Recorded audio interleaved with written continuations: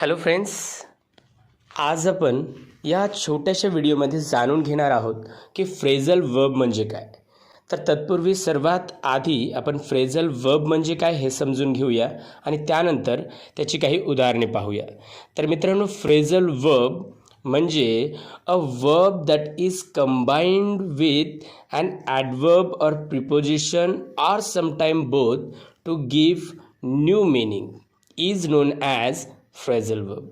म्हणजे एक क्रियापद आणि दुसरे क्रियाविशेषण किंवा शब्दयोगी अव्यय किंवा दोन्ही यांची मिळून बनलेले आणि नवीन अर्थ प्राप्त होणारे असे क्रियापद म्हणजेच फ्रेझल वर्ब. तर याची काही उदाहरणे पाहूया. जसं लुक आफ्टर. लुक आफ्टर या ठिकाणी दिलेलं आहे. लुक हे एक वर्ब आहे, आफ्टर प्रिपोजिशन आहे. कॅरी एक वर्ब आहे, ऑन हे प्रिपोजिशन आहे. गेट हे वर्ब आहे आणि अप हे एक प्रिपोजिशन आहेत. तर अशाच प्रकारची काही उदाहरणे आपण आजच्या या छोट्याशा व्हिडिओमध्ये पाहणार आहोत. मित्रांनो, यामधील पहिलं उदाहरण आहे breakdown. Breakdown means to stop functioning. The car broke down on the highway. Second example, bring up. Bring up means raise a topic. She brought up an interesting question during the meeting. Third one, call off means to cancel. The match was called off due to rain.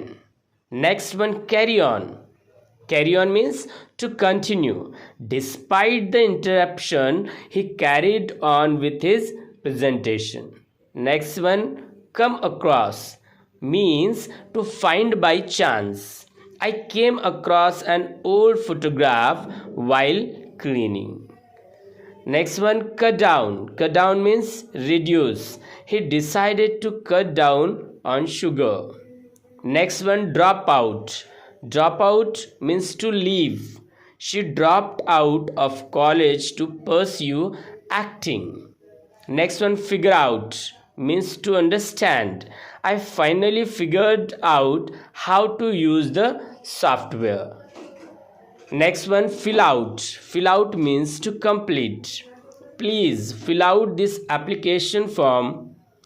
Next one, find out means to discover information. I find out that meeting was postponed. तर मित्रांनो, ही काही 10 phrasal verb होती.